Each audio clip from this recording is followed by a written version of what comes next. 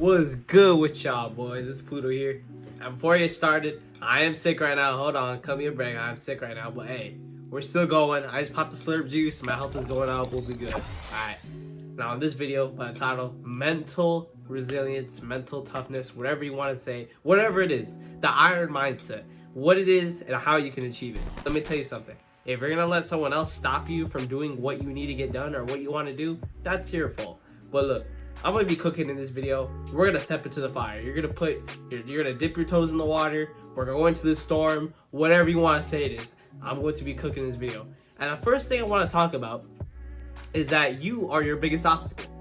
I don't think a lot of people realize that because they spend so much time looking out the window rather than in the mirror. And I always say that because that perfectly explains everything. And it could be so many different things what I mean by looking out the window rather than in the mirror. Looking out the window could be, oh, so-and-so was at a party, so-and-so did this, so-and-so did that. Man, screw all that. Look in the mirror. What I mean by looking in the mirror is that you're over here, you're getting your attachments for your guns, you're getting your gold camos, you're getting all that stuff done. You're getting yourself right, because guess what? You're with yourself all the time. You're not with those people all the time. You know everything about yourself. And I always repeat this in my shorts, but I truly mean it. Like, seriously, I don't think people realize how important this is. A solution to a lot of your problems is you realizing that you're the biggest obstacle for what you want to do. I promise you, it truly is. When you stare in the mirror, you say, oh, bam, I got a weak spot here. Bam, I got a weak spot there. Which kind of leads into my next point is that anxiety and discomfort and all that type of stuff is literally a sign that you have a weakness in your game. And what I mean by discomfort and all that is not you doing some crazy, outrageous shit. Like, man, I'm about to kill this person. Oh, dude, I got a whole GTA heist plan for this dude. No, hold on, chill out. I do not mean that. I mean, let's say, bam, me with this YouTube shit. I legitimately did not want to do this at first. I was like, man, do I really want to do this? Do I really want to switch my content from gaming into doing this? And I'll tell you one thing, I'm 100% glad I did. And if I didn't do that, or I still think about this now, it's the woulda, shoulda, coulda syndrome. Basically, what could I have been if I did this earlier? What could I have done that made me start doing this earlier? It's the woulda, coulda, shoulda syndrome. And when you live by that, you kind of look back in a sense of regret. And the thing is, you know, the past can't come back and haunt you, yeah, but sometimes you need to proact instead of react. And that's a whole other thing, because it's proact, act, react, to all whole different things. Proact means you predict the future. It's like literally you're playing chess. I need to move my bishop here, pin the knight, whatever. So you need to start playing chess and not depending on reacting. And reacting is your action is how do I say it? Your action is dependent on another action. If I call you a bitch, or I say you're a fucking loser in this video, right? You can go in comments and say, oh no, who do you think you are, you dumbass little boy, or whatever, right? That's you reacting to what I said rather than you acting, which acting is a decision that you decide to make. Like, you decide to say, oh, who does this motherfucker think he is, or whatever, right? But that's a whole different topic. Let's jump back into the other thing when it comes to anxiety can reveal a weakness in your game. And I said this quote before, your strengths can be your weaknesses and weaknesses can be your strength. Because if you only rely, let's say you're playing basketball and your only move is a step back, is a crossover between the legs, step back three, and the person guarding you plays you all the time in practice, they're gonna know you're gonna do that exact same move, the crossover, step back behind the crossover between the legs, step back behind the back three, or whatever the hell it is, right? But when you kind of get in your bag and you do a bam, crossover, spin move, between the legs, spin move, or whatever. You could go in the paint, euro, jelly layup, anything. When you put more things into your bag, then you can do so many different things. You're not a one-trick pony at something else. You enable yourself to be like a demigod. You have takeover for all the goddamn archetypes. And here's another thing too. If you're watching this video, you're not ordinary. You're not ordinary at all. And especially made it this far, you're 100% not ordinary. And here's the thing I'm gonna say. The odds are against you. You have white shield, you have no shield, you have no big pots and minis, nothing. You have no bats, no shield cells, nothing. The odds are against you, and the other people around you are literally, they have full red Evo, they got R9 Krabers, basically a Kraber shooting with an R9 speed, or R9 doing Kraber damage. Or in Fortnite, they literally have double pump, and they have infinite builds, and they have 200 HP. 1v4. The odds are against you, but the thing is, are you gonna prevail and get through those odds? Because let me bring up something I heard recently, which is literally, it makes so much sense. Hold on, let me take the hoodie off real quick. So it makes so much sense. Let me tell you something. if you want to be, let's say, a 1% person, that means 99% of people aren't you. 99% of people aren't you. You just think the things that 99% of people do are something that you can do. Or something I said recently, you need to become an outlier of the outliers. It's one thing for my age, I'm 17.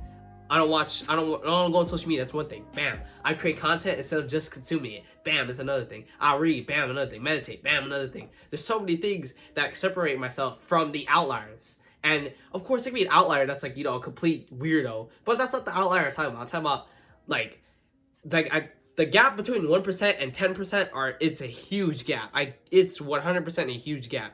Like, from 100,000, like 100,000 to 500,000. That is a huge gap. And I'm just using money standards, but it's a lot more than that, because money doesn't obviously completely constitute who a person is. But I mean, that's a simple metric that people could go off of: money. Another thing I want to bring up: the people around you say, "Oh, who do you think you are?" Let me tell you something. I know exactly who I am. I've been staring in the mirror a lot longer than you have, than anyone else has. So I definitely know who I am. It could be your parents, your family, your closest friends. Anyone can be against you. But the thing is, though, do you have your back the most? Which leads to my next point, that your opinion matters the most.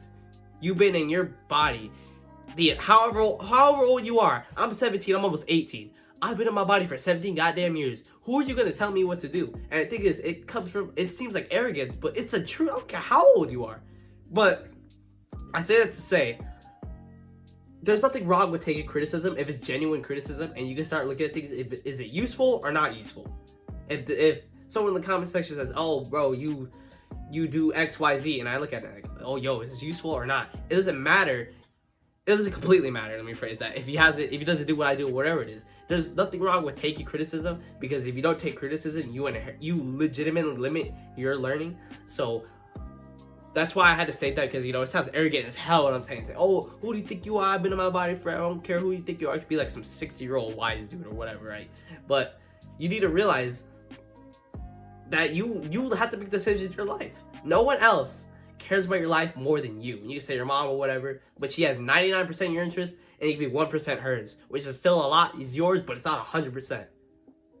It can be 95 yours, 5% hers, but it's not as much as 100%. And who knows what that 1%, 5% could do for you. So your opinion matters the most. And like I said, you need to stare in that mirror. You need to stare in that mirror and figure out what you need to do. And finally, you implement what you need to do. Finally, I want to get to my last point, and this, I don't know, piss you off or not, I don't really care. But the thing is, when it comes to anxiety, all that, and worrying about what other people are doing for you, it literally is something that you could just turn off. You could just turn it off. Hold on real quick. What the hell? Why is it like that? Oh, this thing's tripping. It's tripping. Alright, anyway, I was looking at my lights, bro. My fault. But it literally depends on how you generate that information. Like I said earlier, positive and negative, useful or not useful. Like, you could literally just turn it off. You could shut all that off. Like, for what Tyler the Creator said, how the hell can you get cyberbullied? Just turn your phone off, nigga. He said something like that, but like, bro, that's a basic premise, but it's, you know, it's deeper than that, because, you know, someone can say, "Oh, bro, your videos are stupid," or whatever. I get comments all the time that niggas be like, "Oh, bro, you chatting. Well, what is the little dude talking about, bro? What the hell is this boy talking about?" I don't give a damn. I'm gonna keep going, because guess what? I decide that my opinion matters the most. I don't give a damn what you niggas think. You niggas get hate on me. I don't care, because it matters to me what I believe, and what I believe is right. And that goes back to my thing I said earlier. But again, with that anxiety thing, it's a lot more easier said than done. It's not like you can just go in the mirror and be like, "Oh, I don't give a shit what nobody tells me. I got myself the most." It's not something that you could do instantly. It's gonna be a progressive over time thing, and you need to realize that, especially if you have anxiety over things you can't control. There's a Bruce Lee clip. Bro got trapped. He got trapped in, like, by the village or some shit, right? And he just sat there and meditated. And of course that's a movie. You'd be like, "Oh, it's a movie. Of course some crazy shit's gonna happen." But the thing is, you need to evaluate what can you do and what can you not do in said situation, and do something about it. If you can't do anything about it, then deal with it. You can't do anything about it, but if you can do something about it, bam, do it. And it brings me to another thing. Life isn't just what it is. Life is what you make it be. My power was turned off a couple of days ago. My mom was going crazy, going ballistics, wanting to curse out the electric company or whatever. And I sat there, I was chilling, I was reading, I was preparing for my next video ideas. It was good for me. So life is what you make it be. Anyway, that's it for today's video. Y'all boys stay blessed. We got higher miles to climb. Love you guys.